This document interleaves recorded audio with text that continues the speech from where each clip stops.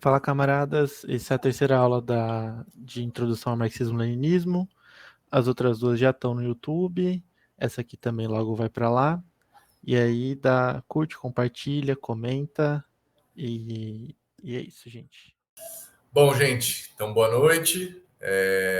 Tentando aí encerrar nossa passagem pela obra do Marx, propriamente dito, né? E aí, antes da gente entrar no Lenin e nos desdobramentos aí teóricos do leninismo, da experiência da Revolução Russa, etc., né? Acho que nossa passagem por Marx não estaria completa sem a gente debruçar um pouco sobre a crítica da economia política, né? Que é o subtítulo aí do livro O Capital, ao qual Marx se dedica, né? Como a gente viu no prefácio da contribuição à crítica da economia política, né? Ele situa essa investigação como tendo começado em 1840 e tantos, né? Quando ele investiga o tema do roubo da lenha, o tema das leis protecionistas, quando ele começa na Gazeta Renana estudar a economia política, né? Isso vai guiar todo o desenvolvimento da obra dele até o culminar da sua grande obra, que é o Capital, né?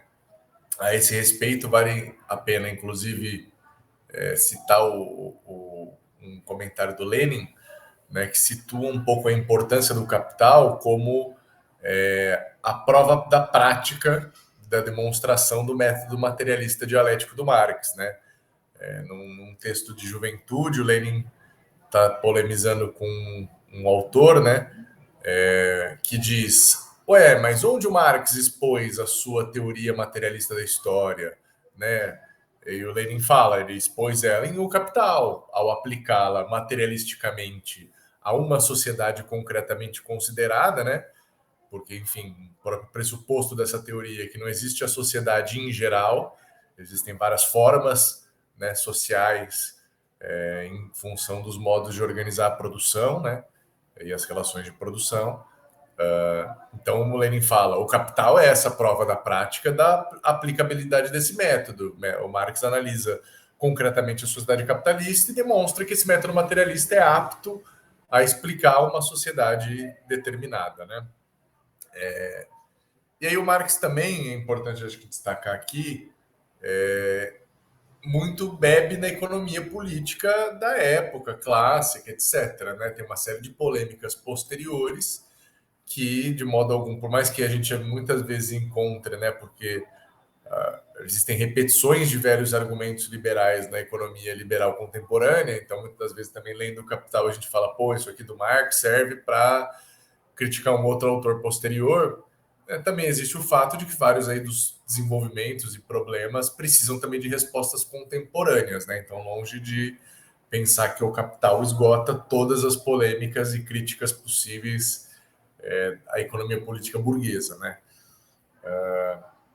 Mas acho que daí é importante entender, em primeiro lugar, para entender o Capital, e aí também longe do esforço de nessa aula falar tudo que é possível falar sobre o Capital, né? Porque só isso aqui que a gente conhece são, né, uma tonelada de coisas. E além desse livro, o projeto original do Marx, né, na verdade, era que o livro 2 e o livro 3 fossem um só, e fosse o livro 2. E o terceiro livro seria uma crítica da economia política no sentido mais autor a autor, né, uma resenha crítica dos economistas políticos. Né? Então, o livro 1 e o livro 2 teriam um desenvolvimento mais lógico, e o livro 3 seria um pouco essa resenha de todos os economistas políticos que o Marx estudou. Esse livro chegou a ser também publicado póstumamente, né, conhecido como Teorias do Mais Valor, que é o chamado livro 4 do Capital, nessa configuração que acabou tendo o Capital, né? E foi organizado pelo Kautsky primeiro em 2 volumes e depois uma edição em 3 volumes pela editora Progresso da União Soviética, né, ampliado e tal.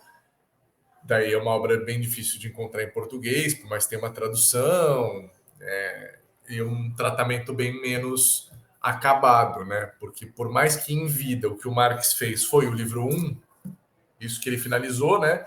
Ele publica uma primeira edição do livro 1, vai trabalhar no livro 2 e, ao mesmo tempo, ajudar os tradutores do livro 1, em especial para o francês, né? Ele acompanha e revisa um pouco a tradução e percebe que várias coisas ficam melhor amarradas de alguns outros modos de expressá-las, né?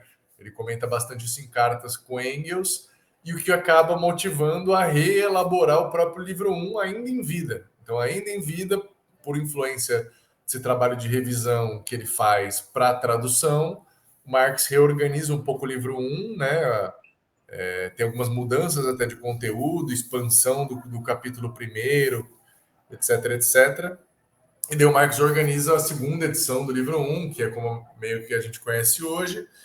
E aí o livro 2 e o livro 3, que para ele seria só o livro 2, é o produto do Engels, né? O Engels, depois que o Marx morre, pega os manuscritos, vai se colocar a tentar finalizar né, essa obra aí do Marx, pelo menos do ponto de vista mais lógico, e deixa para a posteridade o tratamento mais historiográfico das ideias da economia política, né? Bom, isso para pintar um pouco o panorama da articulação entre esses livros, qual que é o conjunto de materiais que envolve isso aí. E vale a pena dizer, eu acho que eu toquei um pouco na aula anterior, mas eu não sei se eu li, né, para vocês o texto do Marx sobre o método da economia política, né? Existe um material também muito conhecido que se chama de Grundrisse, né, que são esboços em alemão, que são os materiais preparatórios para os livro 2 e livro 3, que depois são bem elaborados. Enfim, tem também uma quantidade enorme de textos preparatórios que o Marx chegou a produzir, né? E nesse tal de Grundrisse tem um comentário do Marx que é bem interessante para a gente entender a estrutura e o desenvolvimento do capital, né, do livro, assim, para o Marx, né? E aí eu gostaria de ler aqui para vocês, porque eu acho que ajuda a pintar um panorama bem interessante, primeiro da relação do método dialético materialista do Marx, né, com o do Hegel, em que medida eles dialogam, e segundo, um pouco sobre a estrutura do capital, né? Aliás, para quem quiser se aprofundar nisso também, tem um livro muito bom que chama Gênese e Estrutura do Capital de Karl Marx, que é do Roman Rodalski, debulhando esses Grundrisse, né, que eu comentei, esses esboços do Marx, e aí ajudando muito a entender um pouco o caminho dos três livros aqui. Então, é um material de apoio para quem se interessar, que vale a pena ver. Mas vamos lá, por que eu quero comentar desse texto, que é um texto que chama O Método da Economia Política, é o título que o Marx dá, né, para esse comentário dele. Marx fala, ao considerar a economia política de um dado país, começamos por sua população, sua divisão em classes, distribuída pela cidade, campo e mar, os diversos ramos da produção, a exportação e importação, a produção anual, o consumo anual, o preço das mercadorias, etc. É que parece correto começar pelo real e pelo concreto, pela pressuposição efetivamente real e assim, em economia, por exemplo, pela população, fundamento e sujeito do ato de toda a produção. Há uma consideração mais precisa, contudo, isso se revela falso. A população, por exemplo, se eu omito as classes que a constituem, é uma mera abstração. Estas últimas, por sua vez, são uma expressão vazia, se não conheço os elementos sobre que repousam, a saber, o trabalho assalariado, o capital, etc. E isso pressupõe a troca, a divisão do trabalho, os preços, de sorte que o capital, por exemplo, nada é sem o valor, o dinheiro, o preço, etc. Se começasse pela população, haveria de início uma representação caótica do todo, e só através de determinações mais precisas eu chegaria analiticamente, cada vez mais, a conceitos mais simples. Partindo do concreto representado, chegaria a abstratos mais tênues, até alcançar, por fim, as determinações mais simples. Daí a viagem recomeçaria pelo caminho de volta, até que eu reencontrasse finalmente a população, não já como representação caótica de um todo, e sim como uma rica totalidade de muitas determinações e relações. O primeiro caminho é aquele que a economia percorreu na sua gênese histórica. Exemplo, os economistas do século XVII, que sempre começam por um todo vivo, a população, a nação, o Estado, vários estados, etc. Mas sempre terminam por algumas relações gerais, abstratas, determinantes, como a divisão do trabalho, dinheiro, valor, etc., que eles descobriram por meio da análise. Então, logo esses aspectos individuais isolados acham-se mais ou menos abstraídos e fixados, os sistemas econômicos começam a elevar-se a partir dos elementos simples: o trabalho, a divisão do trabalho, as necessidades, o valor de troca, até o Estado, o intercâmbio entre as nações, o mercado mundial. É manifesto que esse caminho último é o método cientificamente correto. Aí o Marx comenta, né? O concreto é concreto por ser uma síntese de muitas determinações, logo, uma unidade do múltiplo. Eis a razão pela qual, porque aparece no pensamento como processo de concentração, síntese, como resultado e não como ponto de partida, embora ele seja o ponto efetivamente real e também o ponto de partida da intuição e da representação. Daí ele comenta um pouco aí para frente que é por isso que para o Hegel a história aparece, né, as ideias aparecem como demiurgas, enfim, para o Hegel essa relação categorial, né, é representada como uma relação objetiva. Então, enfim, o que o Marx está nos dizendo aqui, por um lado? Né? Primeiro, de que para análise, né, e é isso importante para pensar do ponto de vista dialético e materialista ao mesmo tempo, o Marx, em momento algum, diz que a gente conhece o fenômeno diretamente, né? A essência deles nos é dada imediatamente, né? Inclusive o Marx fala, a gente começa do concreto representado, né? Porque a gente, enfim, a totalidade do real não equivale à nossa cabeça, às nossas ideias. Nossas ideias são, de algum modo, uma representação desse concreto, né? E a partir desse concreto representado, que ainda é essa totalidade amorfa, né? A razão vai dividindo, determinando, né, abstraindo determinações dessa totalidade. Então, a população como um todo. Existem qualidades específicas de grupos específicos, né? Essas determinações são as classes sociais, que se fundamentam em determinadas relações sociais de produção. Então, o que o Marx está nos dizendo aqui, grosso modo, né, é que ele está propondo, né, como materialista dialético, um movimento, né, dialético entre o concreto e o abstrato, né, e a capacidade, por assim dizer, a consciência, né, a capacidade cognitiva humana. O caminho que ele vai percorrer no Capital, é por isso que eu estou lendo isso aqui, acho que é importante pensar, ele se apresenta justamente como essa volta, como esse segundo passo, né? Então, Marx, para produzir o Capital, faz esse primeiro movimento. Ele olha para a totalidade concreta, né, esmiuçando suas determinações, abstraindo as categorias, ele vai chegando a conceitos cada vez mais simples, né?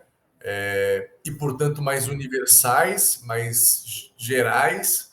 Aí eu, enfim, posso esmiuçar isso um pouco depois. E daí ele vai fazer o caminho de volta no Capital, né? Ele estudou para fazer o Capital por esse método e, ao apresentar o resultado desse estudo no Capital, ele faz o que ele diz que é o segundo movimento, o movimento de voltar dessas abstrações e conceitos mais simples, né, para o concreto, para o complexo. Parênteses aqui. Na filosofia, e aí isso é mais um curso, uma aula sobre método, enfim, mas vale a pena, né, para a gente entender um pouco. A filosofia trabalha muito com esses pares categoriais, né, que para o dualismo são sempre opostos, né, como para o Kant as antinomias. Então, em direito, o certo e o errado, lícito e ilícito, esses pares conceituais, né, o abstrato e o concreto, a forma e o conteúdo, a ciência e aparência, enfim, né, tem sempre uma dualidade onde algo representa o mais abstrato e algo representa o mais concreto, né, que também é outro par categorial importante, quantidade e qualidade, simples, complexo, enfim, esses pares categoriais, a filosofia trabalha com eles, né, para entender os momentos, né, do real, né, em sua toda a complexidade. A abordagem da dialética dessa dualidade permite ver nela uma unidade de opostos, né, que essas coisas que parecem extremamente logicamente opostas elas na verdade são expressão de uma unidade. E no real, né, quanto mais abstrato e mais simples e mais formal for uma categoria, menos ela existe como algo dado concretamente, né? O que eu quero dizer com isso? Por exemplo, é um exemplo meio platônico lá da cadeira, né? Você pensa na ideia de cadeira, não existe nenhuma cadeira que é essa ideia de cadeira, porque você consegue olhar para uma cadeira de 3 pés, para uma cadeira de 4 pés, para uma cadeira de madeira, para uma cadeira azul, uma cadeira roxa, uma cadeira. E todas elas são cadeira. Você abstrai delas várias determinações que tornam elas coisas diferentes, o material diferente, a cor diferente, o tamanho diferente, o número de pés diferente. Isso tudo pode ser abstraído e ainda assim sobra algo nisso, que é a ideia de cadeira e que permite você olhar para todas essas coisas, independente dessas determinações distintas que elas têm, e reconhecer nisso cadeira, né? Quanto mais abstrato, então, um conceito, menos concretamente ele está dado no real, né? O movimento que o Marx está propondo aqui e fazendo aqui, e isso que ele fala do método da economia política, é mais ou menos o que o Hegel faz no Ciência da Lógica, com a filosofia, né? E o Hegel faz esse mesmo movimento do Marx e falar, eu vou começar do abstrato simples, né? E desdobrar, porque também o Hegel está falando, eu preciso começar sem pressuposto nenhum. Se eu quero fazer uma ciência da lógica sem pressupor coisas, desdobrando rigorosamente as ideias umas das outras, eu preciso começar da coisa mais abstrata e universal possível, né? Por isso que o Hegel começa ali do ser, né? O que é o conceito filosófico de ser? Tudo é. Nada é ser. Você não fala isso aqui é ser. Não, isso aqui é garrafa. A garrafa é. Ela também é uma coisa que é. Ela é parte do ser, né? Enfim, livro é, mas nada é ser. Então daí o Hegel muito rapidamente faz o movimento então do ser para o nada. Né? Nada é ser. E daí ele começa a partir desse movimento do devir deduzir todas as categorias da existência e da aparência e do mundo. Né? Esse é o movimento filosófico do Hegel na Ciência da Lógica. O Marx vai fazer um negócio meio parecido, tipo, bem parecido, só que com análise concreta numa situação, uma sociedade concretamente considerada, a sociedade do modo de produção capitalista. Né?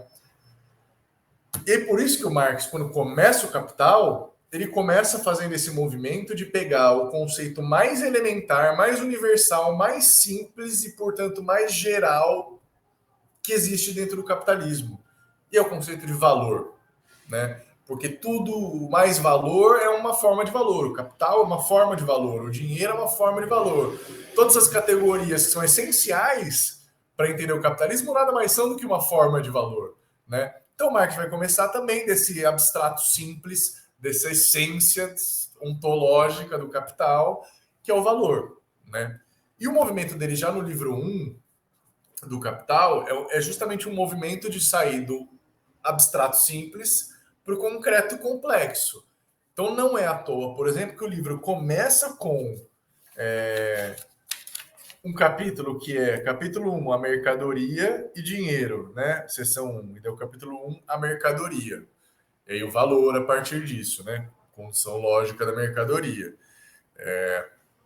E termina numa coisa muito concreta, que é o capítulo 24, o último capítulo do livro, né, o último e o penúltimo, 24 a 25, é o assim chamada acumulação primitiva e a teoria moderna da colonização, que são dois capítulos ultra concretos. O Marx, se no capítulo 1 Marx está falando de coisas ultra abstratas, ultra lógicas, no último capítulo do livro Marx está falando de história das condições materiais do desenvolvimento do capitalismo, né?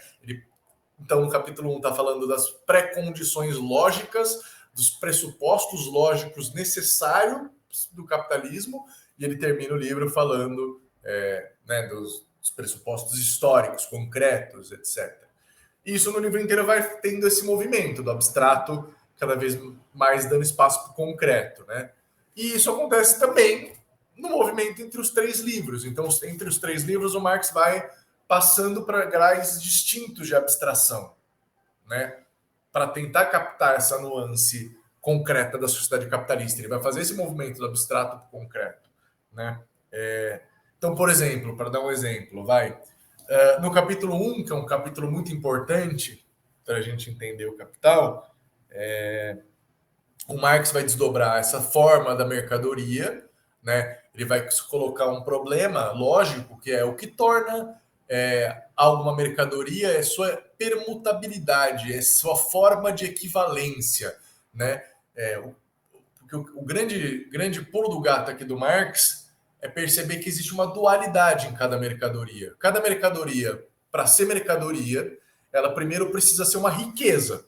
Ela primeiro precisa ser um bem útil, né? Que sacia alguma necessidade, seja do corpo, seja do espírito, Marx brinca, né?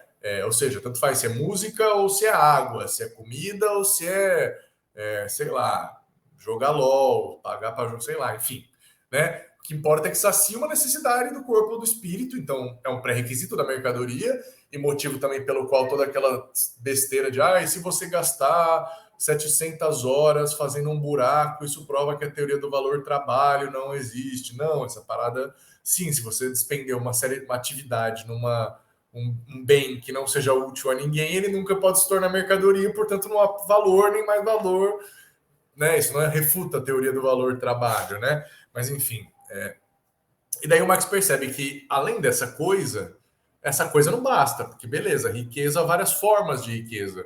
Né? O que torna a mercadoria particular é que ela é uma forma particular de riqueza, que é a forma de permutabilidade da riqueza, a forma de equivalência, né? A forma pela qual algo, X de algo, vale Y do outro algo.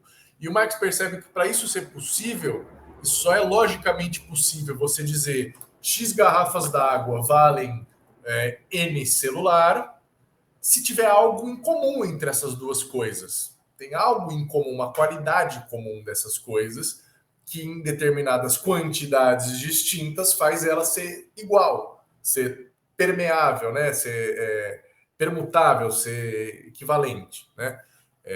E essa coisa, o Marx vai dizer, né, é o tempo social médio de trabalho necessário contido nas mercadorias, né? Então é permutável uma coisa pela outra, porque apesar de serem totalmente diferentes, ambas são uma cristalização de um determinado tempo de trabalho despendido nelas, né?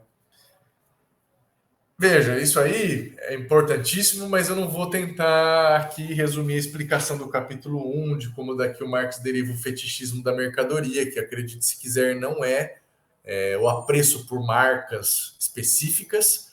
Fetichismo da mercadoria tem justamente a ver para o Marx com essa mágica da permutabilidade universal das coisas, né? Porque ele fala quando o ser humano, nessa generalização de relações de intercâmbio, né, passa a ter suas relações mediadas pelo valor, pelo dinheiro, né? E os seres humanos, cada um produz privadamente, independentemente, e produz intercâmbio no mercado com todos os outros atores, né? E o mercado media essas relações de intercâmbio. Isso produz uma inversão, né, para o Marx. Esse é o fetichismo da mercadoria, essa inversão pela qual as relações sociais mercantis que os seres humanos criam na sua prática objetiva, parecem que elas que governam os seres humanos e não o contrário, né? Essas relações de valor e preço todas só existem por causa de relações sociais entre pessoas. Mas parece o contrário, parece que se não fossem esses valores e preços e formas sociais, essas próprias relações não existiriam, né? Enfim, podemos aprofundar um pouco nisso mais depois, mas eu estou abordando isso mais para falar de outro aspecto do livro do Marx. Que se no capítulo 1 do livro 1, Marx está lá falando, então o que é o valor, que é a base aí do preço, né? O preço nada mais é do que essa manifestação monetária, né? Que pode oscilar acima ou abaixo mesmo desse valor, mas esse valor é essa pré-condição lógica dessa troca. É esse quantum de trabalho. Se o preço for abaixo do valor, né, o que acontece é a falência do empreendimento. Isso até pode acontecer, mas também pode acontecer do preço ser muito acima do valor. Então, existe uma oscilação, Marx percebe. Então, no livro, quando ele vai passar do livro 1 para o livro 2, né? E daí no livro 1, Marx está preocupado em pensar um empreendimento capitalista isolado e as condições de desenvolvimento lógicas para que ele exista e se desenvolva, e, né, primeiro uma reprodução simples, depois numa escala ampliada com acumulação, mas eu vou desenvolver um pouco mais isso aqui. No segundo livro, o Marx já está num outro grau de abstração, mais concreto. Ele está falando, não estou presumindo mais a só um capitalista isolado, mas a reprodução ampliada do capital, né? E daí o Marx vai traçar várias subdivisões dessa reprodução ampliada e tal. E daí lá já o Marx fala, beleza, então o valor não serve mais só para explicar as coisas, a gente precisa dar um passo a mais rumo ao preço, né? Passando pelo preço de produção, pensando as condições do custo já precificado de reprodução do capital, né? E daí no livro 3 ele já está tão um nível muito mais concreto, então ele vai falar assim, tá bom, beleza, lá no livro 1 eu estava dizendo o que mesmo? Eu estava dizendo que para uma coisa ter valor, ela tem que ser produto de trabalho humano, né? Porque o valor da coisa nada mais é do que o tempo de trabalho humano que está cristalizado na coisa. Tá, então como é que a terra passa a se tornar uma mercadoria no capitalismo desenvolvido? Né? Isso para quem lembra, né, nas aulas de história, isso é um marco importante no desenvolvimento do capitalismo, a terra se tornar vendível, alienável, uma mercadoria como qualquer outra. Mas ela não é produto de trabalho humano. De onde vem o preço dela? Qual que é o valor da terra? Então, quando o Marx vai chegando no concreto, para entender todas as nuances e determinações mais concretas do desenvolvimento capitalista, aquele nível de abstração do livro 1 já não serve mais, não faz sentido, não se sustenta, né? E existe um movimento no Capital também, que é importante ter em mente quando está lendo, que do Marx não está tão preocupado em estudar o capitalismo como ele realmente é. O Marx está também principalmente preocupado em, pelo estudo do capitalismo como ele é, tentar desenvolver o capitalismo como ele poderia ser e demonstrar que mesmo nesse quadro, mesmo se você tira todas as irregularidades concretas que perturbam a ideia mais pura e abstrata e plena possível de capitalismo, mesmo se esse capitalismo mais puro, pleno, abstrato pudesse ser o real, ele também teria crises inevitavelmente, né? Então Marx está fazendo um exercício aqui, por exemplo, de quando ele fala toda mercadoria trocada pelo seu valor, né? Isso não é uma descrição do capitalismo. No capitalismo concreto, as mercadorias são trocadas às vezes abaixo, acima do seu valor. Isso existe concretamente. A equivalência, né, é um princípio dessa possibilidade de troca, mas o Marx vai frisar isso, só existe em média. O capitalismo produz, inclusive, essa equivalência, esses equilíbrios, através de flutuações. Por isso que não é, por exemplo, para os liberais eles vão falar assim, oferta e demanda afetam o preço. E às vezes um marxista mais vulgar vai dizer, não, o valor é determinado só pelo tempo de trabalho. Sim, o valor sim, mas o preço não. Né? O preço é um outro fenômeno que está colado em cima do fenômeno do valor e que opera nessas flutuações justamente. Porque, bom, a Coca-Cola tem um tempo social de trabalho médio, mas tem um preço no posto de gasolina, outro preço no girafas, outro preço na vendinha do bairro, né? E é Coca-Cola igual. Então, enfim, só se produz essa equivalência abstrata, tal, por oscilações e flutuações das interações gerais, né? Então, enfim, isso é para entender um pouco que quando a gente está lendo o Capital, não dá para a gente cair num dogmatismo simplista, né? Sem entender qual que é o pressuposto metodológico do Marx no desenvolvimento dessa análise dos conceitos, das categorias. Isso em primeiro lugar. Em segundo lugar, vale a pena também pensar, ver até os subtítulos dos livros, né? Porque o Marx, o livro 1, não à toa, ele chama de o processo de produção do capital, né? Então, analisando ainda uma produção capitalista individual, quais são os pressupostos para um capitalista individual, um capital determinado surgir e produzir, né? E já no livro 2, o Marx já está preocupado com o processo de circulação do capital. Daí vai surgir, por exemplo, a categoria dos ciclos do capital, da morfose das fases do capital, rotação, capital social total, né? Porque o Marx até ali está analisando, por exemplo, no livro 1 e uma parte do livro 2, o Marx está analisando ainda a rotação dentro de um ramo, né? E daí ele, uma hora, vai tentar analisar a reprodução do capital social total, né? E no livro 3, que é subtitulado O Processo Global de Produção Capitalista, aí começam a entrar todas as categorias mais justamente fora do abstrato e do simples, né? Então entra todos os problemas dos juros, do capital bancário, da renda da terra, tendências e contratendências gerais, né?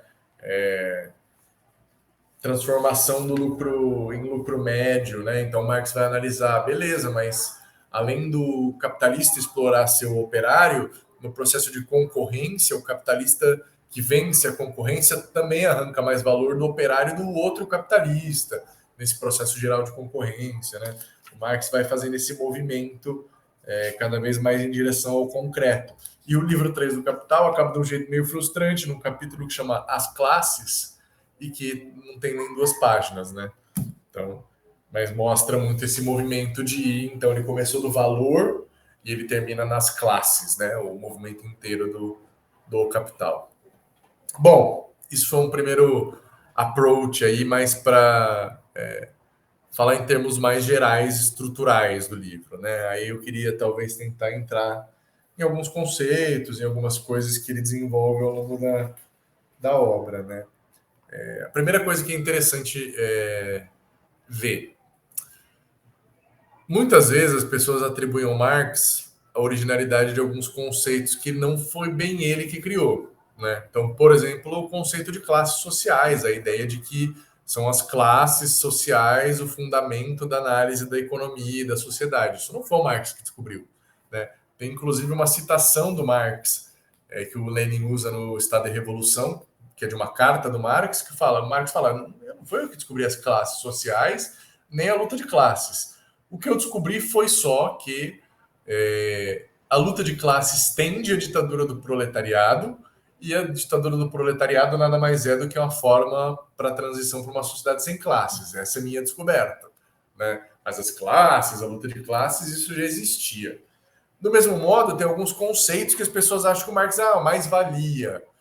Por mais que né, e aí tem até uma polêmica de tradução, é mais-valia, é mais-valor, enfim. Por mais que o Marx tenha dado um sentido novo para esse conceito, né, e precisado ele num outro patamar,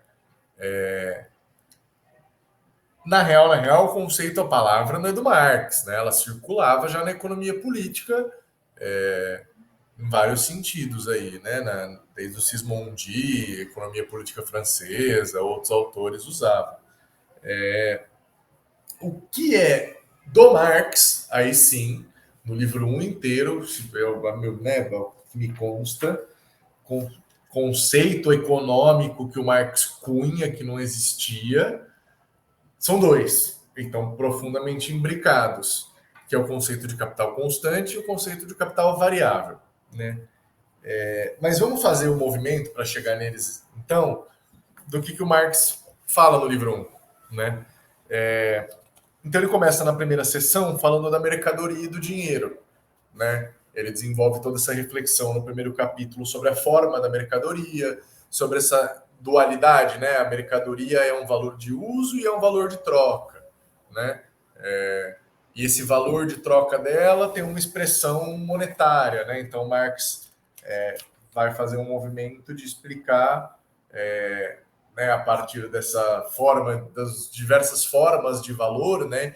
Então, primeiro, uma forma de valor simples, individual ou ocasional, né? A troca mercantil surge, inclusive, o Marx vai pontuar, historicamente, na fronteira da sociedade, né? Ou sempre com excedente, então uma produção que já não nasce sendo produzida para virar mercadoria, né? Ela é produzida para subsistência e quando sobra um excedente ele vira mercadoria, né? Ou quando um povo, uma comunidade, uma tribo produz excedente, ele vai lá e troca com outro povo o excedente do outro, né? Então as relações mercantis elas surgem também desse modo meio individual, ocasional, e só através da repetição, né, por muito tempo é que ela vai produzindo esse tal de equivalente universal, né, que é um dos conceitos aí que o Marx vai cunhar já no capítulo primeiro.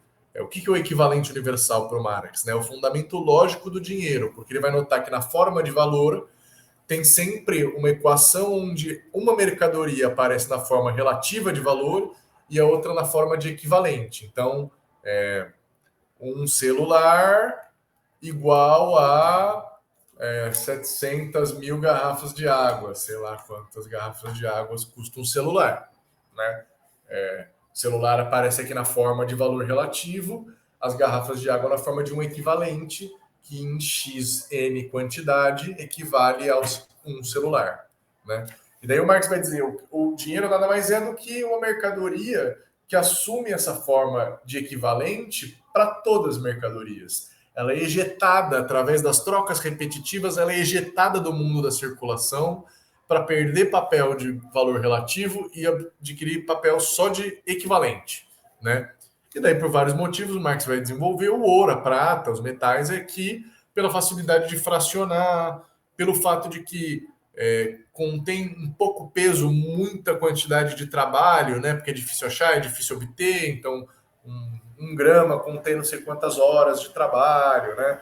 Então, enfim, por várias questões históricas, foi a mercadoria que se ejetou, se separou do mundo das mercadorias como um equivalente universal, né? Tem um baita debate aí para se fazer em cima disso, com que é a situação do dinheiro hoje, da moeda fiduciária, mas o Marx se aferra a uma teoria objetiva do valor. Ele critica todas as teorias simbólicas do valor. Então, Marx seria muito crítico do Keynes e da MMT, por exemplo, que são teorias cartalistas, né? Elas enxergam o dinheiro como uma mera moeda, uma mera carta, uma mera convenção simbólica plasmada num signo, né? Que porque combinamos socialmente que vale, vale. Por Marx é algo a mais que isso. Aquela coisa tem um valor, né? O que na época do fim do lastro ouro, né? Traz alguns problemas teóricos. E aí tem várias soluções, né? Alguns autores defendem, por exemplo, que o lastro em ouro ainda existe, ainda é uma realidade econômica, mesmo que camuflada, etc. Outros argumentam que, por mais que o lastro não seja mais no ouro, ainda existe uma correlação entre a quantidade de moeda que um país tem e a quantidade de trabalho que ele tem produzindo valor. Bom, então isso um pouco para apresentar aí como é que o Marx, né, bem a título de introdução, né, camaradas, porque eu não vou conseguir de longe, numa aula, falar do Capital. Eu vou tentar correr por alguns dos conceitos mais fundamentais e articulação deles, né.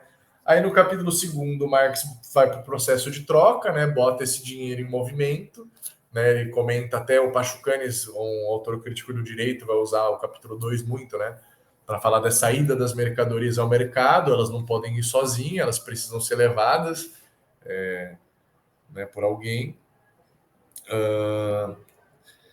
E aí o Marx daí analisa um pouco os elementos do dinheiro, né, no capítulo 3, então a medida do valor, o dinheiro como meio de circulação, como meio de entesouramento, meio de pagamento, como signo de valor, as várias determinações que explicam o dinheiro já como forma de valor socialmente objetivada, né, estranhada.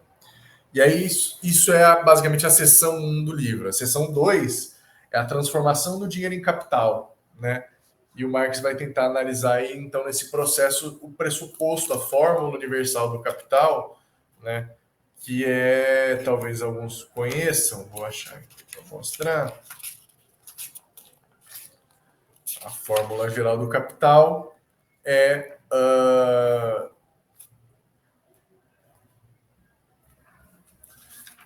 E, aliás, o Marx trabalha muito com fórmulas lógicas, né, ao longo do livro, assim, em especial do livro 2, né? Ele vai falar a relação mercantil, no geral, tem uma fórmula que descreve ela, né? É M, D, M, né? Porque, historicamente, né, a produção de mercadorias só no capitalismo se torna um pressuposto. Então, é só no capitalismo que eu já produzo a coisa para ser mercadoria, né? No pré-capitalismo, no geral, as mercadorias são, como eu disse, excedentes, são sobras, são extra. Então, o que é a mercadoria? A mercadoria é uma determinada coisa que eu tenho, que eu preciso trocar por dinheiro ou trocar por um equivalente para poder conseguir uma outra coisa. Então, vamos supor que eu sou um camponês que cria galinha, sei lá, e eu quero feijão, né? Então, eu vou na vila, vendo minhas galinhas para conseguir dinheiro, para conseguir comprar o feijão que eu não planto, porque na minha terra não dá, sei lá por quê, e levar para casa. Então, a fórmula geral da relação mercantil é essa fórmula onde a mercadoria vira dinheiro, que vira mercadoria de novo, né? MDM. É só na produção capitalista que a relação se inverte. E o Marx vai dizer, então, que essa fórmula geral do capital é uma fórmula onde o dinheiro vira mercadoria só para poder virar dinheiro com mais dinheiro, ou D', né? Então, a fórmula que ele dá é DMD', que seria um D acrescido de mais algum valor, né? Porque é só no capitalismo onde a gente pega e mobiliza um dinheiro antecipadamente com vistas a produzir mercadorias para poder vendê-las por um valor superior para poder obter dinheiro mais dinheiro, né? E daí dessa fórmula em geral do capital, o Marx vai ainda desdobrá-la, né? E aí onde se introduz aí, ele vai introduzindo aos poucos esse conceito de capital constante e capital variável, num processo na seção 3 do capital, que é já de análise do mais-valor, porque daí o Marx vai dizer, até aqui essa fórmula geral do capital, né, DMD', dinheiro vira mercadoria, que vira dinheiro mais dinheiro, é uma fórmula que descreve o capital no geral, né? Eminentemente, o que a fórmula dá com muita nitidez é inclusive a fórmula do capital comercial, né? Dinheiro, eu tenho dinheiro, comprei celulares, comprei 100 celulares por R$ 10, e daí eu vou revender eles por mais dinheiro, né? Por, sei lá, 1.000, e ganhar mais, certo? Só que, para ser entendida na acepção produtiva, essa fórmula se desdobra para o Marx, né? O Marx vai demonstrar que, na real, o capital produtivo ele também opera desse mesmo jeito, só que ele compra, na verdade, não uma mercadoria qualquer, né?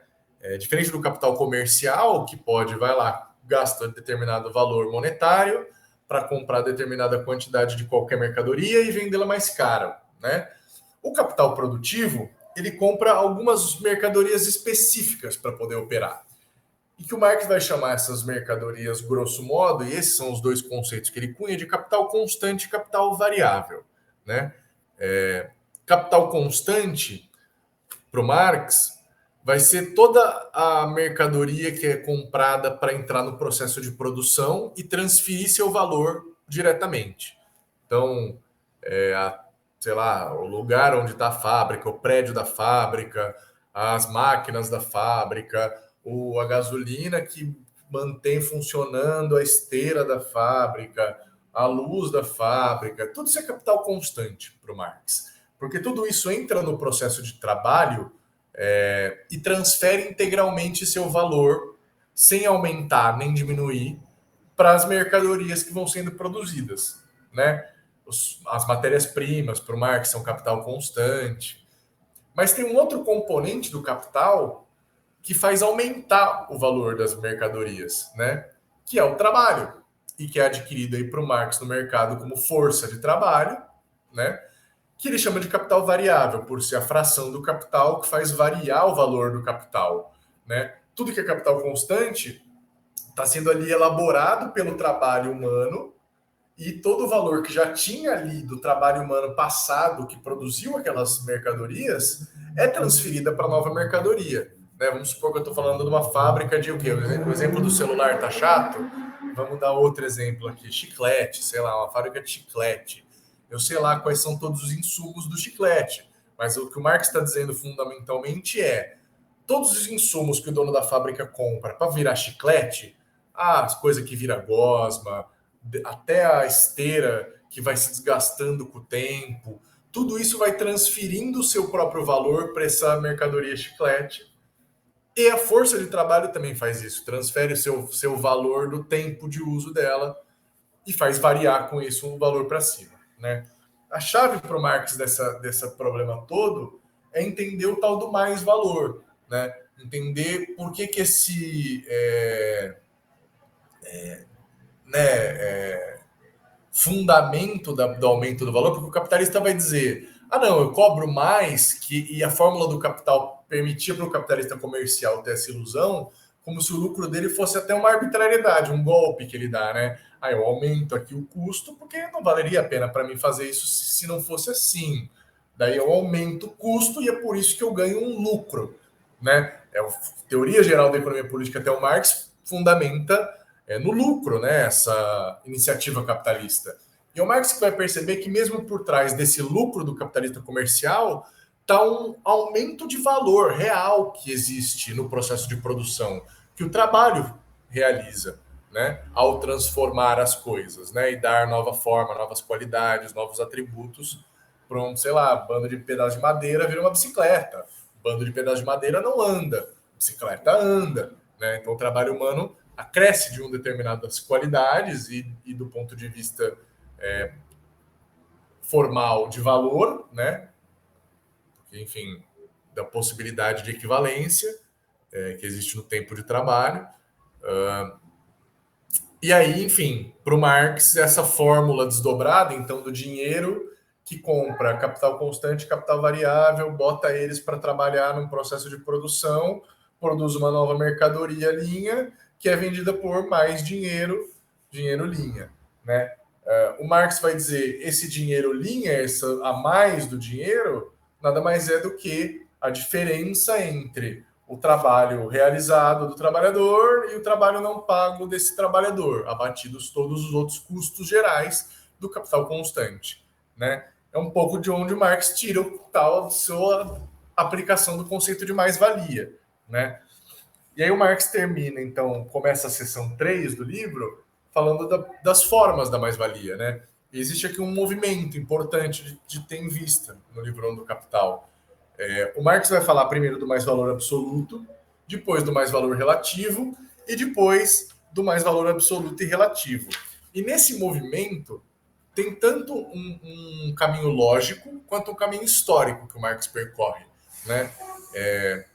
Não é à toa, e aí acho que é importante dizer uma coisa que nem sempre é muito bem precisada, né? O mais-valor ele é um conceito capitalista, é um conceito que existe nesse quadro dessas relações de uma força de trabalho que já assume forma de mercadoria. Porque na servidão, no escravismo, a força de trabalho não assume essa forma de mercadoria e por isso a exploração dela não aparece no meio dessas mediações do valor, né, e tão camuflada.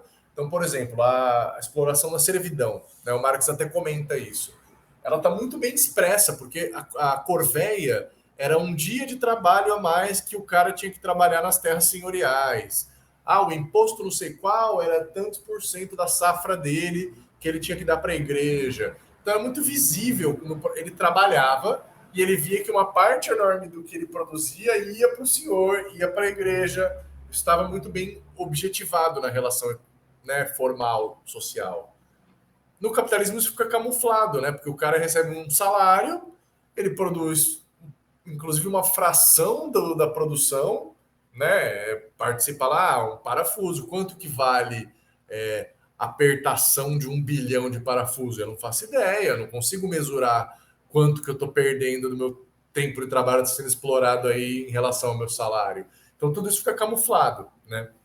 Isso não quer dizer, né, que não existia exploração antes. Quer dizer que essa forma de exploração, a mais-valia, ela depende de uma condição que é a força de trabalho, que é o fato de o trabalhador ser uma mercadoria vendável por um período de tempo, né? Para o Marx, o conceito mais universal que está por trás da mais-valia é o conceito de sobretrabalho. Então ele vai falar, existem várias formas de extrair sobretrabalho. O que é sobretrabalho? Essa mesma lógica que funciona para o valor, para mais valor, também funciona numa sociedade sem valor. Então, por exemplo, o escravizado na fazenda, né? Ele Quem que produzia a comida que o trabalhador escravizado comia? Ele próprio. Tinha um tanto de tempo de trabalho que o senhor botava seus escravizados para trabalhar produzindo mandioca, feijão, sei lá, que eles próprios comeriam. Então eles têm um tanto de tempo de trabalho deles, que é o tal do trabalho necessário, que o Marx chama, para a própria reprodução deles. E todo o resto do trabalho, que não é trabalho necessário, é sobretrabalho, é trabalho excedente, né? Que é apropriado, nesse caso, não na forma de mais valor, mas de uma forma direta, de uma exploração direta, de um outro tempo que, na base da chicotada, esse trabalhador também vai ter que trabalhar para o senhor, né? Enfim, isso um pouco para colocar. Não é à toa que a primeira forma da mais-valor, que é a tal da mais-valia absoluta, o mais-valor absoluto, essa forma mais absoluta do sobretrabalho, ela existe em qualquer modo de produção. Porque para o Marx, o que é o aumento do mais-valor absoluto, grosso modo? É o aumento do tempo de trabalho, ou da intensidade do trabalho, né? Fazer o trabalhador trabalhar mais tempo, aumenta a produção de mais valor absoluto, ou fazer o trabalhador trabalhar mais rápido, mais intensamente, né? Isso aumenta o mais valor absoluto. E isso funciona basicamente por qualquer forma de extração do sobretrabalho. A partir do capítulo do mais valor absoluto, né, o Marx vai começar a formular sobre a taxa de mais valor, o processo de trabalho e o processo de valorização, o surgimento da jornada de trabalho moderna e a luta em torno dela, que é a sua extensão aumenta a exploração do mais valor absoluto, sua redução implica uma produção menor de mais valor absoluto, né? E para poder chegar daí no mais valor relativo, o Marx passa por alguns conceitos importantes, porque ele vai notar que esse processo de assalariamento, ele surge antes mesmo da Revolução Industrial mudar profundamente a forma concreta de produzir, né? Então, já na guilda, por exemplo, surge uma coisa que é a diferenciação entre mestres e artesãos menos bem-sucedidos, que começam a trabalhar para esses grandes mestres, né? As guildas já apresentam nessa forma artesanal um embrião de assalariamento e de burguesia industrial, né? Ainda no nível da produção artesanal, tal. E com o desenvolvimento de cada vez uma produção em mais larga escala, a primeira coisa que acontece, o Marx vai notar, é a cooperação, né? Então, antes mesmo da maquinaria ser introduzida radicalmente e articular os vários trabalhadores no mesmo processo de trabalho, né? Aquela velha forma mais artesanal de produzir mercadorias que surge nas cidades burguesas, então o artesão produzia, ele tinha suas próprias ferramentas, ele produzia de cabo a rabo a mercadoria, né? Ele ia lá e fazia todas as etapas do processo de trabalho, que ele se especializava e tal, né? O Marx percebe que já num processo de transição para a maquinaria, mesmo antes da maquinaria ser introduzida, essa velha forma mais artesanal cede lugar para a cooperação. Então, por um processo onde já começa a se articular os vários trabalhos dos vários artesãos, cada um passando a se especializar numa parte do processo de trabalho para, cooperando, aumentar o nível de produtividade do trabalho. E surge também essa necessidade, então, de uma disciplina comum de trabalho, né? Porque antes cada um produzia no seu ritmo, ainda que sendo remunerados por peça, com isso uns ganhassem mais, outros ganhassem menos. Mas agora, com a cooperação nesse novo patamar, já se torna possível aumentar a produtividade do trabalho sem que necessariamente se aumente as jornadas individuais de trabalho de cada trabalhador, né? Então vamos pensar, sei lá, quando eu faço livro, embalo livro, dá para eu ter que cortar o craft, cortar o durex, fazer embalagem.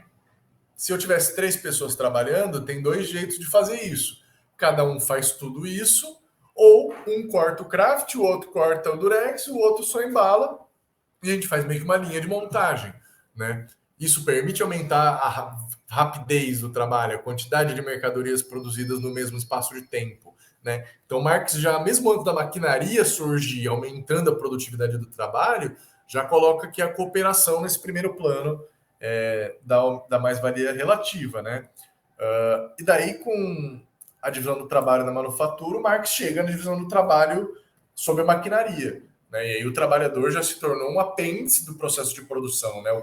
Inclusive, o capital aparece para o trabalhador como aquela maquinaria contraposta a ele, né? Na qual ele objetiva ser o patrão e tal.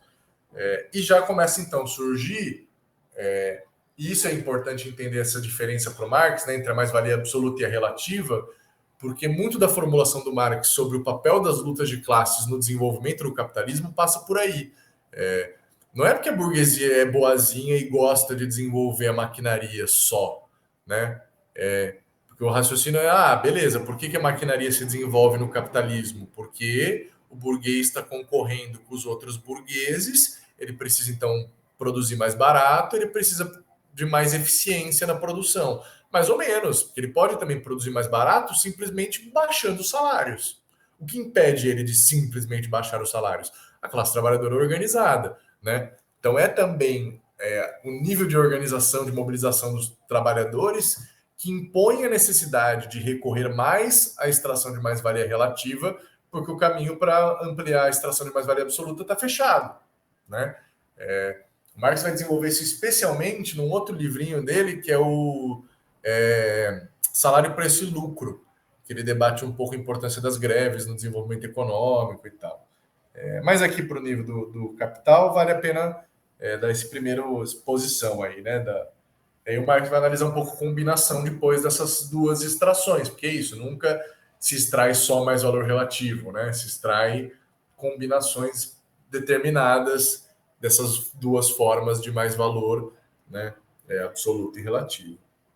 Aí o Marx desenvolve um pouco a reflexão sobre o salário, a transformação do valor, né, o preço da força de trabalho em salário, as formas, então, salário por tempo, salário por peça, né? Essa relação moderna nossa do salário mensal é uma coisa insana, né? Também se para pensar que o trabalhador, o natural hoje já é o trabalhador ter que antecipar um mês inteiro de trabalho para daí no fim do mês receber o equivalente desse trabalho em dinheiro do salário, né? Enfim, loucura. Mas originalmente os salários eram pagos diariamente, né? E aí até se tornarem semanais já foi um desenvolvimento muito longo do capitalismo, né? Então também nessa transição do salário por peça para o salário por tempo existe algo de revolucionário. Também importante frisar, muitas vezes, né, tem um trocadilho aí que é base de alguns cursos para entender, né, mais valor e tal, que é a ideia de que, mesmo se o trabalho for remunerado pelo que ele vale, ele ainda é explorado, né? Então as pessoas fazem um exercício matemático lá mostrando, quanto que o operário tem que ganhar para ser justo? Salário mínimo de diese? Não, mais 10 pau, bota aqui 10 pau na conta, né? E dá para demonstrar que mesmo ganhando 10 pau, um peão consegue produzir mais valor e ser explorado, né? Porque a chave do problema todo, e essa é uma confusão grande que também tem, é a compreensão do que é o valor da força de trabalho. O valor da força de trabalho, como toda mercadoria, é medido pelo seu custo de reprodução, pelo tempo de trabalho que você precisa para reproduzir aquela mercadoria. No caso da força de trabalho, a gente está falando das condições básicas da reprodução dela, né? E o valor dessa reprodução é uma coisa totalmente diferente do valor que essa mercadoria produz, né? Então, justamente porque num tempo determinado essa mercadoria pode produzir muito mais do que aquilo necessário para reproduzi-la, é que surge uma diferença, né? Se a mercadoria força de trabalho, o valor dela fosse medido pelo valor que ela produz, não existiria possibilidade de exploração, de mais valor, mas não é, né? O valor dela é determinado pelo quanto ela custa para se reproduzir, quanto trabalho expresso em bens de consumo ela precisa para se reproduzir, né? Bom, até aqui o Marx está falando da reprodução simples de capital, né? Ele está o tempo inteiro presumindo que existe uma produção de um dinheiro linha, né? Então, determinada quantidade de dinheiro, compra capital constante, capital variável, produz mercadoria, vende por mais dinheiro. Mas até que o Marx fala, eu estou presumindo que esse mais valor todo é consumido improdutivamente pelo capitalista. Ele pega todo esse mais valor e come. E depois, o que sobrou de dinheiro, ele bota de novo no processo de produção, no mesmo tamanho de antes e continua o capital sempre tendo o mesmo volume a partir disso, né? A partir do fim do livro, o Marx já entra no tal da processo de acumulação, né? E que daí ele vai falar, chamar de processo de produção capitalista em escala ampliada. Ele fala, o que é particular da produção capitalista é que ela não é assim. Ela não é uma produção que todo mais valor é consumido improdutivamente. Pelo contrário, a maioria do mais valor tende a ser consumida produtivamente, ou seja, comprando novos meios de produção para reproduzir em uma escala cada vez maior aquele processo de produção dado originalmente, né? Para o Marx isso é bastante característico da acumulação capitalista em particular, né? Aí o Marx vai tentar analisar um pouco o desenvolvimento. Aí ele já está num nível de concretude muito maior, né? A ilustração da Lei Geral da Acumulação, Inglaterra de 1846 a 1866. Marx já começa a dar exemplos muito concretos, né? É aqui, por exemplo, onde ele começa a desenvolver isso, que o Marx entra, por exemplo, na reflexão sobre a produção da superpopulação relativa, né? Ou assim chamado exército industrial de reserva, né? Então, quando Marx começa a pensar nessa reprodução em escala ampliada do capital, ele começa a perceber que existe uma coisa que tendencialmente ocorre, né? E o Marx percebe isso antes, muito antes disso se tornar uma crise social da escala que a gente conhece hoje, né? Mas o Marx é um dos primeiros a perceber isso, de que existe uma tendência. Então ele vai dizer que se o capital é feito, né, de capital constante e capital variável, e só o capital variável acrescenta, cria valor novo, valoriza o valor, né? Isso está em contradição profunda com uma tendência do capital, que é a de, no processo de produção, aumentar cada vez mais a desproporção entre o capital constante e o capital variável, né? Marx demonstra isso até logicamente, mas isso é muito óbvio para todo mundo que vê que o aumento da tecnologia e, portanto, da produtividade do trabalho, uma vez que não se reflete na redução da jornada, se reflete na necessidade de menos trabalhadores, né? Que essa necessidade de menos tempo de trabalho, se não reduz a jornada, vira necessidade de menos trabalhadores. Então, a tendência do capital é que o capital constante cada vez mais aumente, o capital variável cada vez mais diminua nessa correlação geral do capital, né? Então, se tinha uma fábrica da Ford 50 anos atrás, tinha muito mais trabalhadores do que hoje, e o valor do capital constante era muito menor do que é hoje, né? Proporcionalmente. Para o Marx, isso cria, por um lado, a fórmula para entender o exército industrial de reserva, porque o capitalismo produz constantemente uma massa de desempregados crescente, né? Além do papel regulador dela sobre o salário, né? Toda essa questão. Mas também coloca aí uma pulga atrás da orelha aqui para o Marx, que no livro 3 é que vai se demonstrar de modo mais cabal, que é bom, mas se é só o capital variável que produz valor novo, que acrescenta valor, né, e não capital constante, se nessa relação geral o peso dele diminui, significa que a taxa de lucro tende a cair, né? E isso vai virar uma lei geral para o Marx no livro 3, tal. Mas aí no nível de abstração mais elementar do livro 1, o Marx aqui encerra e começa a trazer as determinações mais concretas, né? Então, a história da acumulação primitiva, o moderno teoria da colonização, etc, né? Isso basicamente é o livro 1 do Capital. Ah, mas puta, na prática é bem mais complicado que isso. Sim, na prática é bem mais complicado que isso, pero não útil. Pero às vezes o Marx é prolixo mesmo. Parece que é complicado, mas ele só está, como bom filósofo, repetindo a coisa de 16 jeitos diferentes, que é para garantir que ele está olhando por todos os ângulos e não deixando nada passar, sabe assim? Então eu recomendo, mano, pular de cabeça aqui, sabe? Eu acho que em especial para entender o capítulo 1 precisa de algumas referências de fora, né? Mas nada que não tenha material bibliográfico, vídeo no YouTube, um monte de coisa aí para abordar isso, né? Mas eu recomendo muito a leitura aí aos camaradas, às camaradas, né? O livro 2 do Capital, e daí eu vou já começando a encerrar, porque num nível de introdução, não dá para eu tentar, sem ter sequer conseguido de verdade aprofundar no livro um, querer me aventurar a aprofundar no livro 2 e no livro 3. Eu vou mais para ter uma noção do que acontece aqui com Marx, dar uma breve resenha aqui do que é o livro 2 e o livro 3. O livro 2, o Marx, como eu disse, passa para daí analisar o processo de circulação do capital como um todo.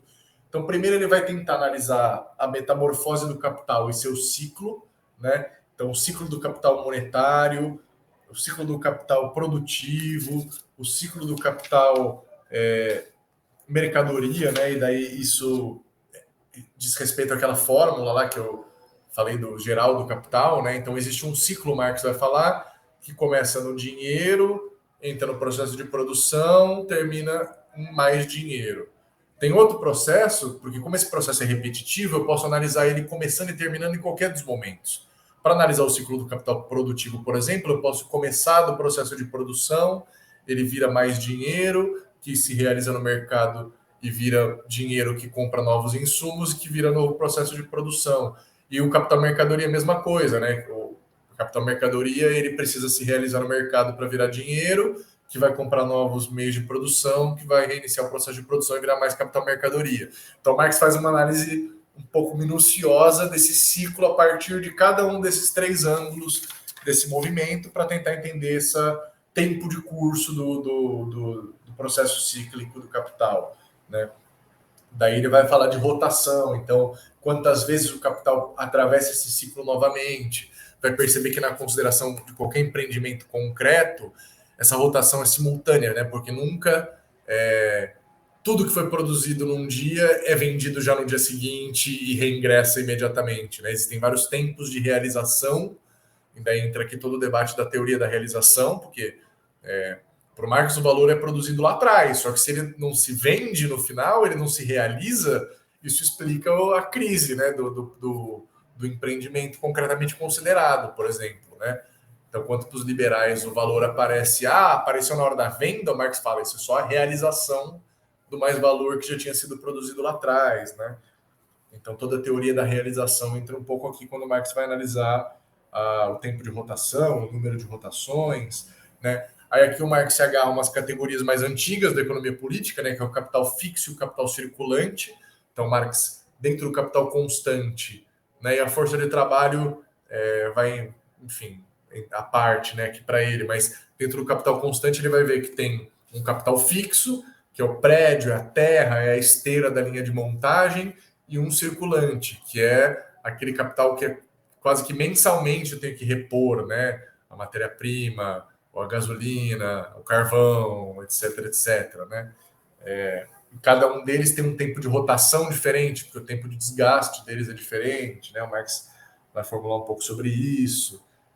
Entre em determinações, e aí fala da rotação do capital variável, né? E daí o Marx, na seção 3 do livro 2, ele começa a entrar para analisar o capital social total, ele percebe, e essa é uma segunda sacada do Marx, a mesma sacada que ele teve lá atrás se desdobra aqui numa coisa nova, porque o que ele percebe é que quando ele está falando da rotação do capital variável, da rotação do capital circulante, da rotação do capital fixo, o Marx percebe que cada uma dessas figuras ela é uma representação do ponto de vista da compra de algo que é uma venda, né? E daí o Marx vai perceber que para entender a economia concretamente considerada capitalista, ele precisa primeiro realizar uma divisão entre o setor que produz meios de produção e o setor que produz meios de consumo, né? Porque ele vai falar, de um lado, todo o capital variável ele é pago em salários e ele vai ter que se gastar em bens salários. O capitalista, por sua vez, com mais valor, ele vai uma parte também consumir bens salários, mas a outra parte ele vai reinvestir no processo de produção, comprando de um outro setor, de um setor que produz meios de produção, né? E daí o Marx vai analisar que aquela mesma relação que no livro 1 aparecia com uma tendência do capital constante crescer mais do que o capital variável, se expressa na economia no geral, se a gente considerar todas as empresas que produzem bens consumo e bens de produção, numa tendência do setor que produz meios de produção crescer mais e mais rápido do que o setor que produz bens de consumo. Por isso que o problema do subconsumo dos trabalhadores não evita a acumulação capitalista, né? Porque, inclusive, a tendência do capitalismo é crescer muito mais nesses ramos que produzem meios de produção. A produção de petróleo, a produção de aço, a produção de minério, a produção de, né, do agronegócio brasileiro, soja, etc, etc. Né? Então, enfim, isso para dar um pouco uma pincelada na qual é a importância do livro 2, né? Que quando ele vai para a reprodução ampliada, ele passa a captar esses fenômenos. E o livro 3 aí já é um grau, é isso que eu tinha colocado, né? Para analisar esse processo global, então ele vai entrar na relação entre preço de custo e lucro, taxa de lucro, o efeito da rotação sobre a taxa de lucro, a transformação do lucro em lucro médio nessa, né, processo de concorrência. Aí ele vai analisar também aqui já um pouco as tendências monopolistas que a concorrência produz, né? Aí a partir daquela correlação do aumento do capital constante sobre o variável, vai analisar uma lei da queda tendencial da taxa de lucro, ela tende a cair com o tempo. Por outro lado, né, as contratendências que existem pelo aumento da exploração do trabalho, pela compressão do salário abaixo do valor, barateamento do capital constante, superpopulação relativa. Então, quais são as contratendências que mitigam essa tendência da queda da taxa de lucro, né? Aí o Marx vai entrar na transformação do capital mercadoria e monetário em capital de comércio de mercadorias e de comércio de dinheiro, né? O capital comercial.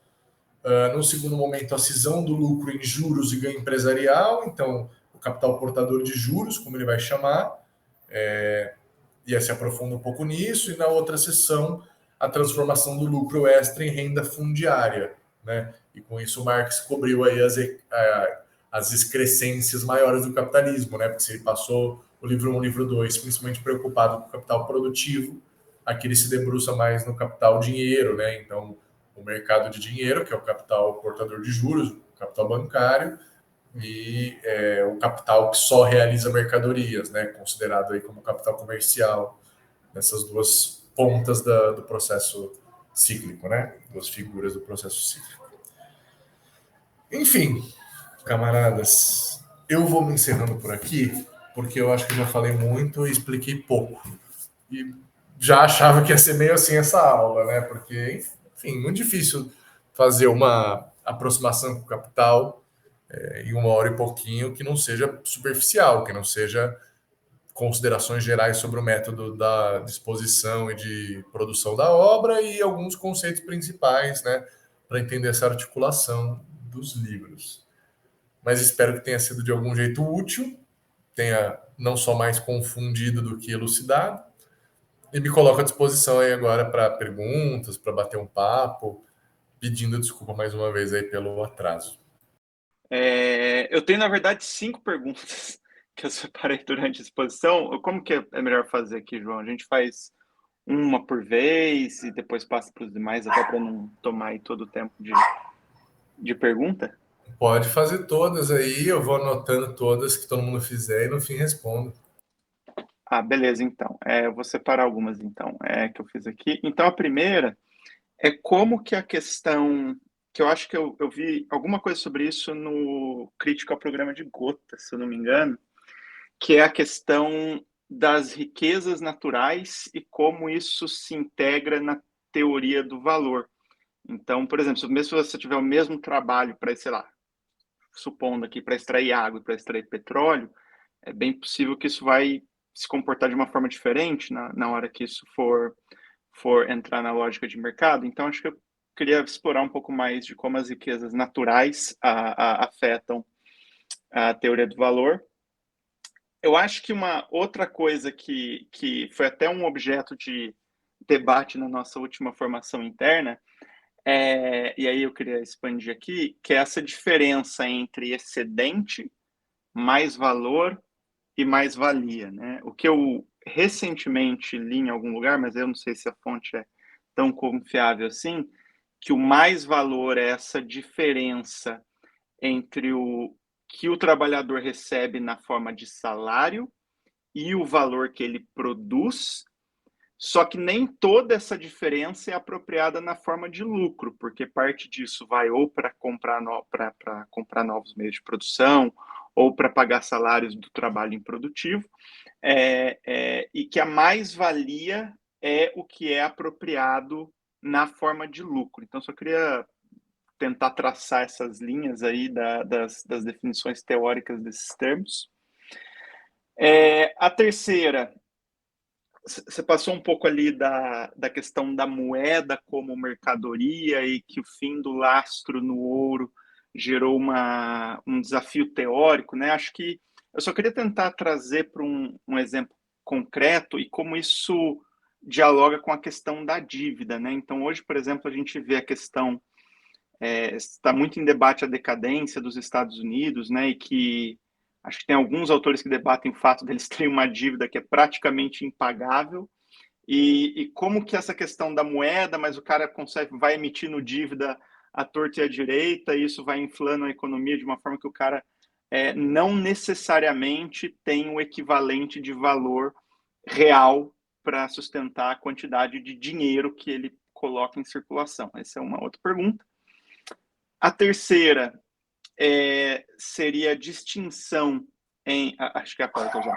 A distinção entre onde começa e onde termina o trabalho produtivo, né? Então, você tem ali, por exemplo, a extração de matéria-prima, a produção do meio de produção e a produção de mercadoria. Só que depois você tem a circulação, o transporte, você tem o ponto de venda. Então, qual que é essa linha que termina aí o que pode ser considerado trabalho produtivo? E a última, acho que talvez seja mais fácil, mais objetiva, que é essa terminologia do capital constante e capital variável. É a mesma coisa que a distinção entre o capital orgânico e o capital morto? Acho que são essas as minhas dúvidas. Valeu. Ô, camarada, eu quero também fazer uma dúvida. Foi quando você estava falando sobre o ponto, sobre como o Marx coloca que do ponto de vista teórico, mesmo que o capitalismo funcionasse de acordo, né, com o seu funcionamento ideal, ele seria ainda portador de crise. Tem como, tipo, dar um exemplo do que isso significaria, do que isso significa? Eu fiquei, tipo, não entendi muito bem essa parte. Meu camarada, eu queria mesmo só alguma indicação de leitura para antes de ler o Capital. O que seria interessante eu ler do Marx antes e o que seria interessante ler Hegel ou outros autores antes. A minha pergunta é para você, se vale a pena começar a ler o Capital do capítulo 24 igual o Althusser recomenda, ou não, e o porquê que não. A risadinha já entregou a resposta.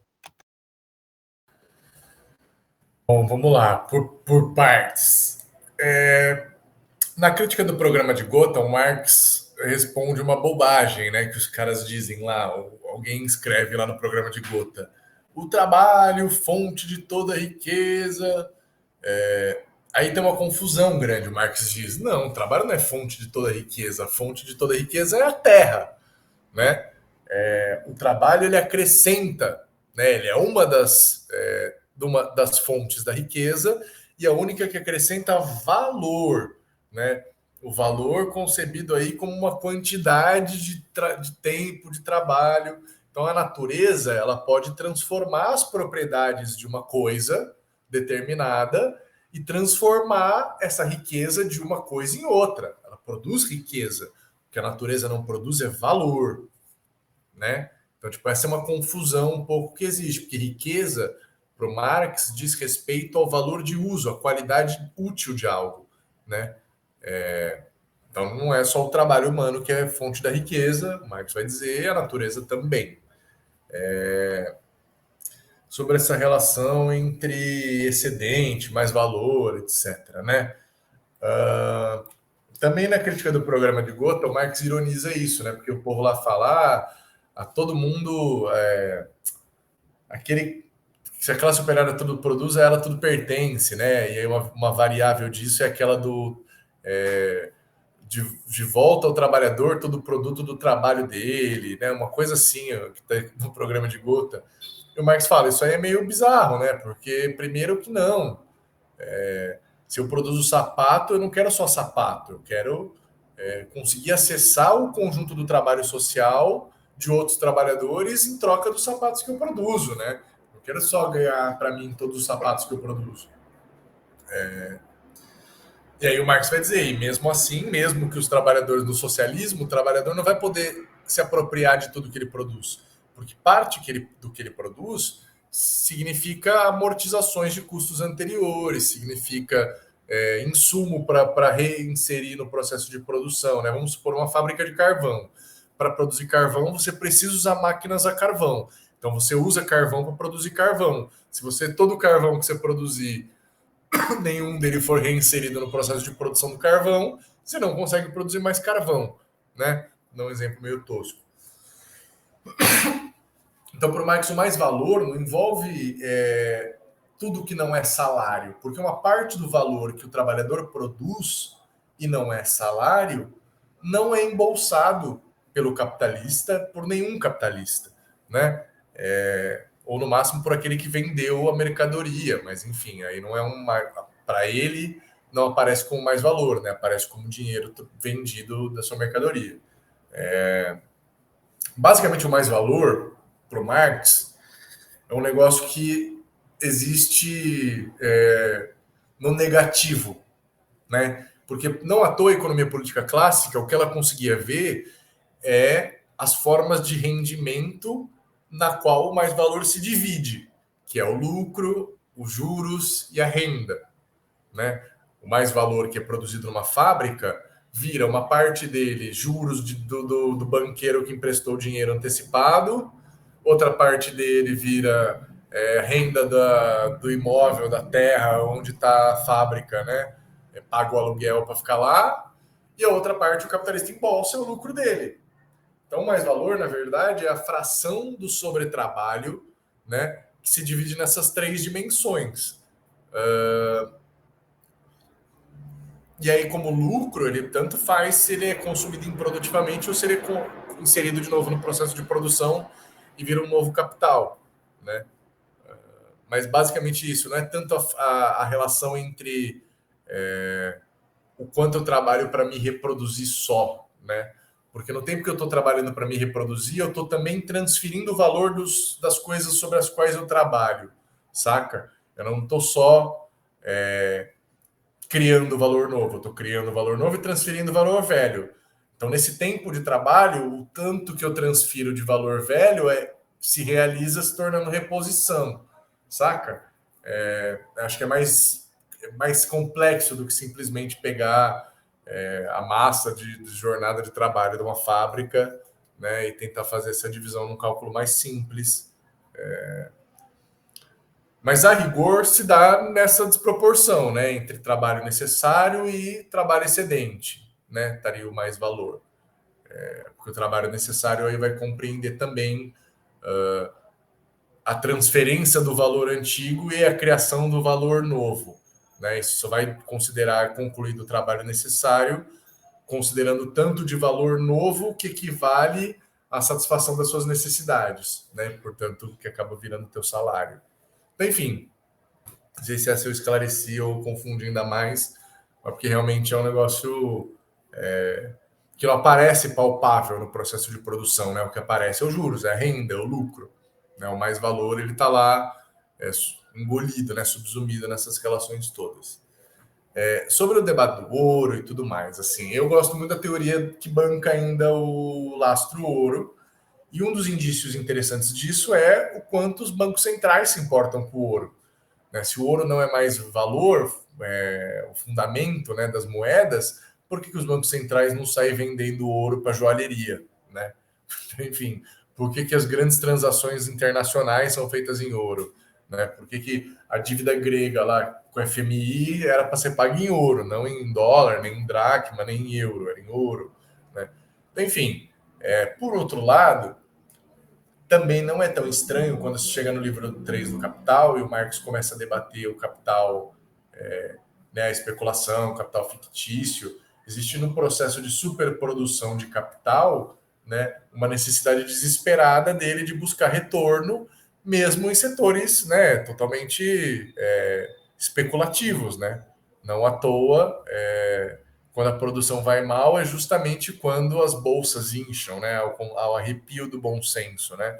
Porque o capital não consegue encontrar um retorno tão grande no mercado em compressão e começa a buscar retornos especulativos de curto prazo no mercado financeiro, né? Então, agravando o processo da crise de superprodução e tudo mais.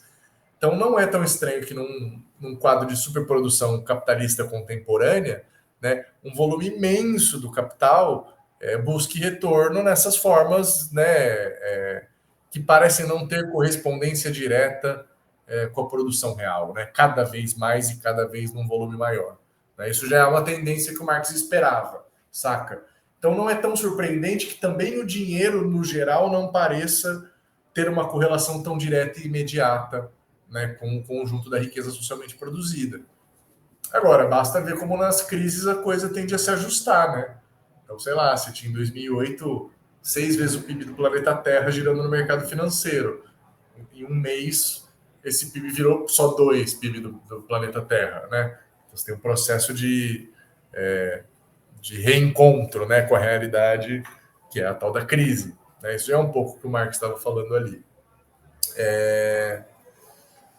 E aí, um pouco entrando também, já vou pular para a pergunta do camarada sobre as crises, né? Porque mesmo na sua reprodução ideal, então mesmo que o capital funcionasse nesses termos abstratos, onde o valor é totalmente reposto, né? E todas as relações são de equivalência e tal, porque qual que é o problema também?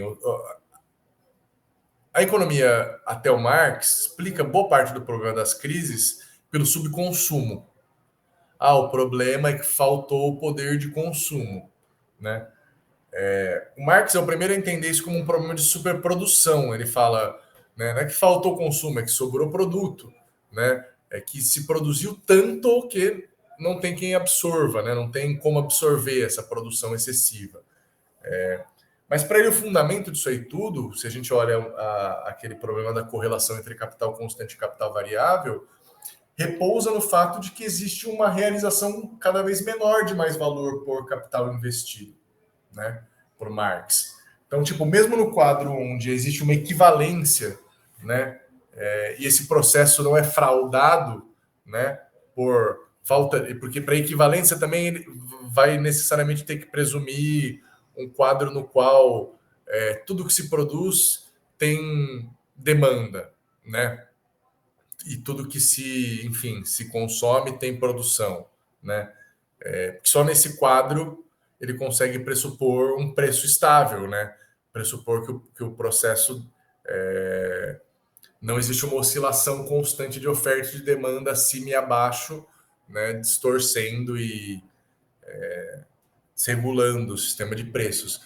E todo o movimento que o Marx vai mostrar da reprodução ampliada mostra que mesmo assim, enfim, não é por um problema de falta de poder de absorção, né? Como é, por exemplo, a explicação do Sismondi, né? As crises acontecem porque os trabalhadores vão se empobrecendo e vão podendo comprar menos, quando eles vão podendo comprar menos, cada vez tem mais dificuldade de realizar o produto, né? Marx vai mostrar, não, isso não é o problema, porque inclusive o setor produtor de meios de produção cresce mais rápido, né? A chave do problema para o Marx, da superprodução, não está na violação da equivalência, que é como basicamente vão tentar explicar até Marx o tal do problema, né? Está num problema estrutural, né? Num problema que é a tendência, tem duas tendências opostas no capitalismo operando. Então, de um lado, uma tendência que socializa cada vez mais o trabalho, do outro lado, uma tendência que privatiza, né, concentra cada vez mais o produto do trabalho, a apropriação do produto do trabalho, né? Disso aí, em todos os níveis, seja no setor 1, seja no setor 2, só o que pode advir são crises de superprodução. Basicamente, né, isso aí. Tem uma polêmica também grande sobre, tipo, para o Marx, o que é o central? É a queda da taxa de lucro? É a superprodução? Né? Na real, todos esses fenômenos são facetas de uma mesma coisa que o Marx está debatendo, né?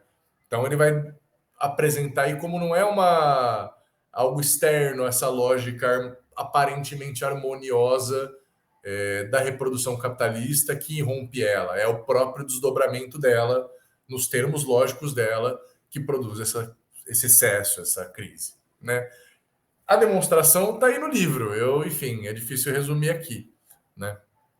Mas acho que vale a pena levar na leitura em conta esse movimento, assim, que o Marx nunca está ali considerando o capitalismo concretamente dado, né? Com suas irregularidades, com suas nuances. Ele está sempre abstraindo isso para demonstrar como mesmo nessa forma abstraída de flutuações existem essas tendências críticas, superprodutivas, desestabilizadoras, né, desniveladoras, né? É um movimento que produz instabilidades, né? Então, enfim, o que ler antes? Cara, salário, preço e lucro me ajudou bastante para uma primeira aproximação, né, teórica. Tem Trabalho Assalariado e Capital, que é um outro texto menor dele que o Jones também recomenda bastante. Os escritos de juventude do Lenin ajudam muito a entender o livro 2. Então, pode ser uma primeira leitura interessante. Mas aí eu recomendaria, muito diferente do Althusser, eu recomendaria começar pelo capítulo 1. Né? Assim, óbvio que sabendo que vai ser um capítulo que vai ser muito mais difícil, abstrato, do que todos os outros que vêm depois. Que talvez não seja na primeira leitura que se absorva tudo que tem ali. Mas eu não vejo problema nenhum em começar de onde o Marx queria que as pessoas começassem, né?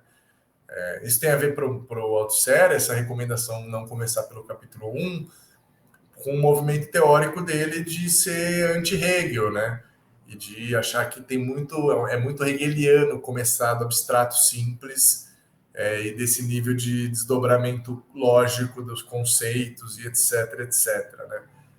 Então, mas é besteira, tem que começar lendo de onde o Marx começou escrevendo, né? Enfim, sobre onde começa e onde termina o trabalho produtivo.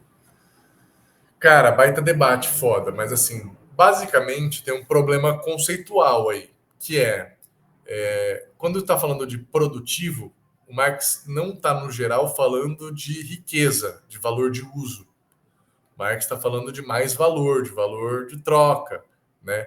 Então, um trabalho produtivo é um trabalho que produz mais valor, né, no contexto do capitalismo.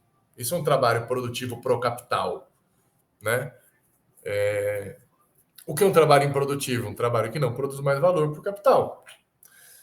Só que tem uma tendência errada a interpretar a produtividade ou improdutividade do trabalho pelo conteúdo do trabalho. Isso está errado. É o que o Marx fala no capítulo 1 do Capital, né? Tipo, tanto faz qual que é o trabalho concreto que está em jogo. O que importa é o trabalho abstrato. O trabalho abstraído de suas determinações enquanto trabalho concreto, e só sobrou dele o tempo de trabalho, saca? Tanto que ele é um trabalho simples médio, o Marx fala, né? Ele não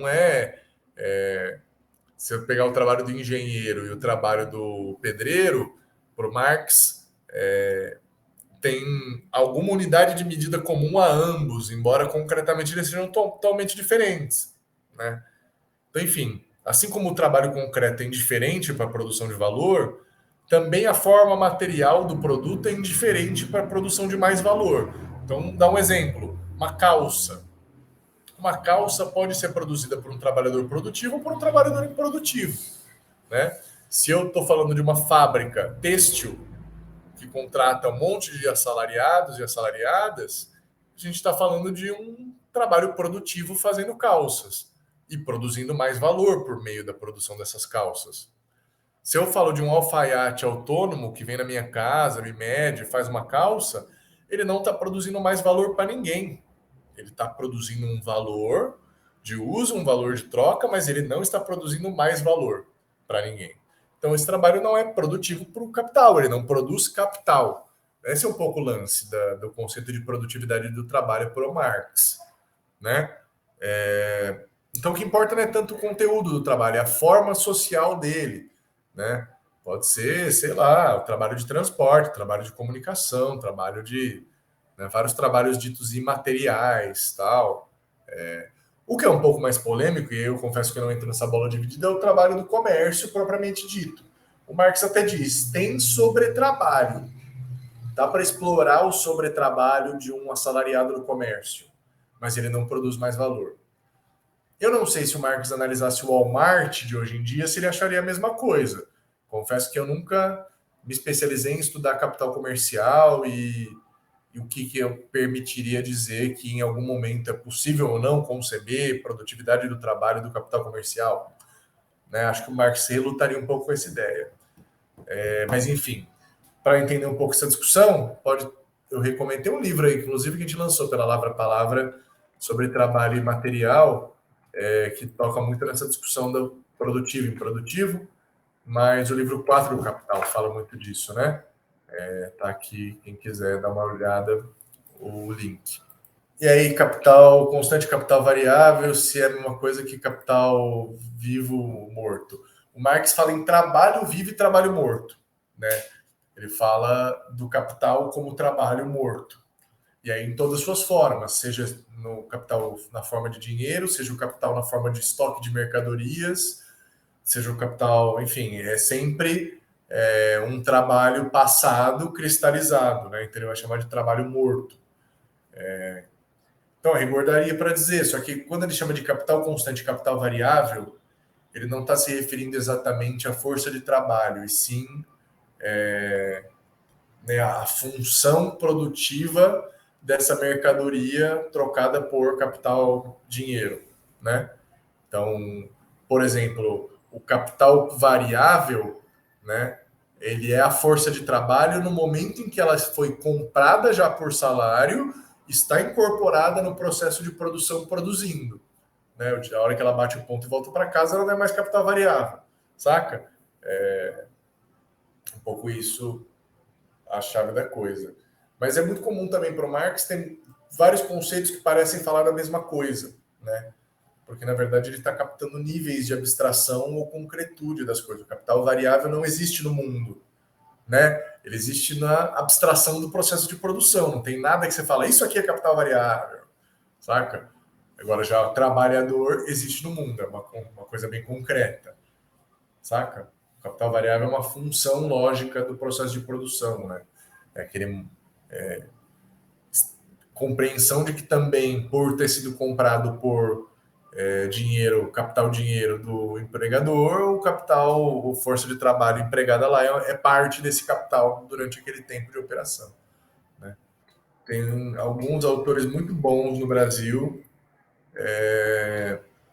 além do Rodolsky, né, que eu recomendei, do Gênese e Estrutura do Capital de Karl Marx, do Roman Rodolsky, que é um russo, eu recomendaria para quem quiser dar uma aprofundada nessa discussão Essência e Aparência do Capital, chama, aliás, Capital, Essência e Aparência, o livro. São 2 livros que a Expressão Popular publicou com o artigo do Reinaldo Carcanholo.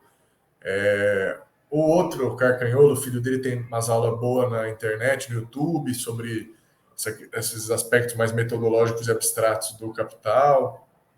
Tem um autor brasileiro também, que é o Eleutério Prado, que é outro cabeçudo aí que estuda esses problemas metodológicos, lógicos, forma e conteúdo do Capital e tal.